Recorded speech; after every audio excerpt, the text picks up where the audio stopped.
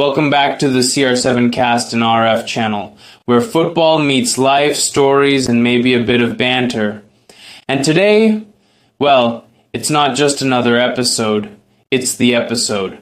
I've got someone special with me, the man who's been both my rival and my silent partner in greatness, the one and only Leo Messi. Hola, Cristiano. Thanks for having me, finally.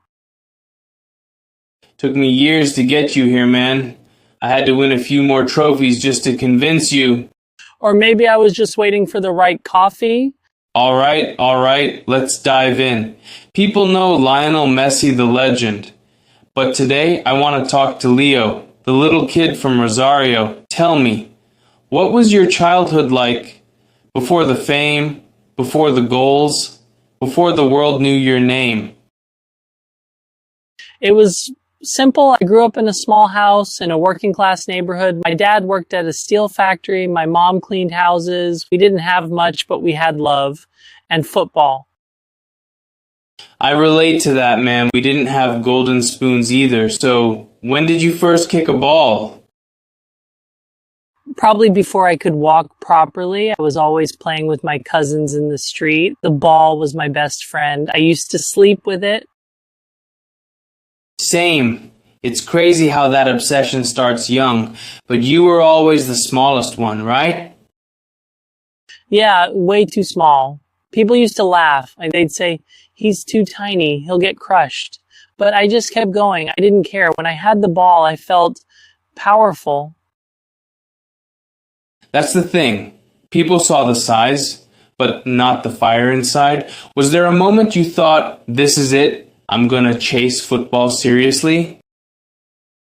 I think when I joined Newell's Old Boys, I was around 6. They called our team La Máquina del 87, the machine of 87. We were unbeatable. I scored almost 500 goals in 6 years. 500 goals? And people still say I'm the selfish one. Well, you are the selfish one, Chris. Touché, but fair. Okay, but I remember reading you had to inject hormones as a kid? Yeah. At around 10 or 11, they found out I had a growth hormone deficiency. I needed injections every night. It wasn't easy, the cost was high, and my parents couldn't afford it for long. And that's when Barca came? Exactly. They offered to cover my treatment and invited me to Spain. So at 13, I left everything. Friends, family, home, to chase this dream.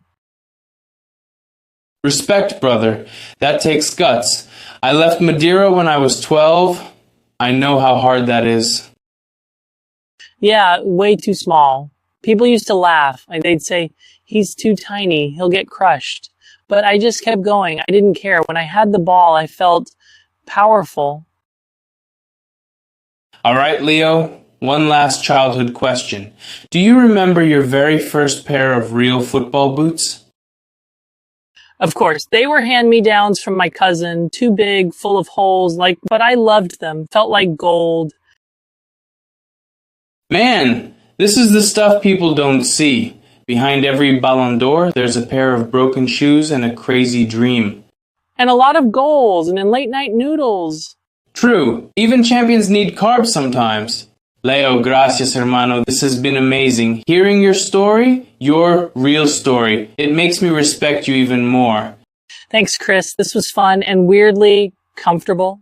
To all our listeners, if you enjoyed this episode, don't forget to like, share, and subscribe to the CR7 cast in RF Azareel channel. And hey, leave a comment. Messi or Ronaldo? Who had the tougher childhood? Let the war continue. Always, my friend, always.